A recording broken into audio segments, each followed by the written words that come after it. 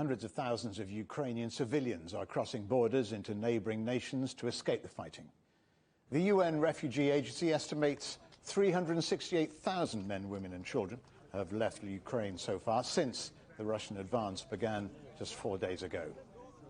Refugees are fleeing across Ukraine's southern and western borders into Moldova, Romania, Slovakia, Hungary and Poland.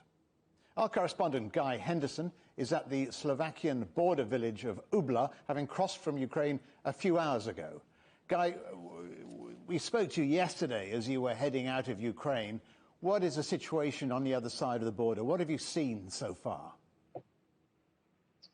Well, when I last spoke to you live, we were in the western city of Lviv, and that is part of the sort of main highway for refugees crossing Ukraine and heading mainly into Poland.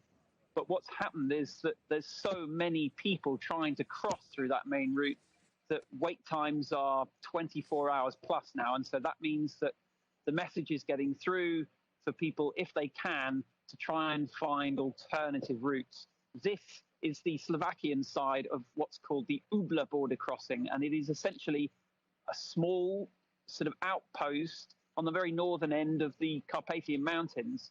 And we've had quite an orderly scene here. It's quite, a long queue of vehicles on the other side, on the Ukrainian side, a few kilometers. But no sign of the sort of chaotic and quite panicky scenes that we've seen at some of the major border crossings going into Poland, for example.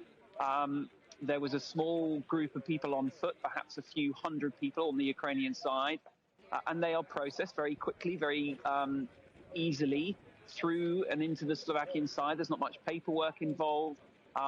Once you get to the front of the queue, the process actually isn't that complicated. And then when you get to the other side, on the Slovakian side here, as you may be able to see behind me, there are NGOs offering food. There's a red first aid tent you'll be able to see as well. And then there are buses to pick people up who are on foot, who were dropped off on buses on the other side, who are then taken onto shelter. The other thing there's a couple of things actually that are also notable. One of them is that on the route over here, it was men and women and children. So presumably a lot of fathers ushering their families across the country. But of course, Ukraine is now saying those people of fighting age cannot actually cross the border. They are being required to stay and fight. So almost all of the people who are crossing here are Ukrainian women and children.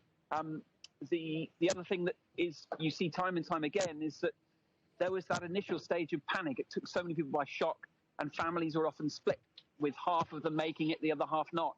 And so you're seeing repeated scenes here at the border of emotional reunions from those people who'd had loved ones left behind in Kiev and faced those few extra nights of bombing.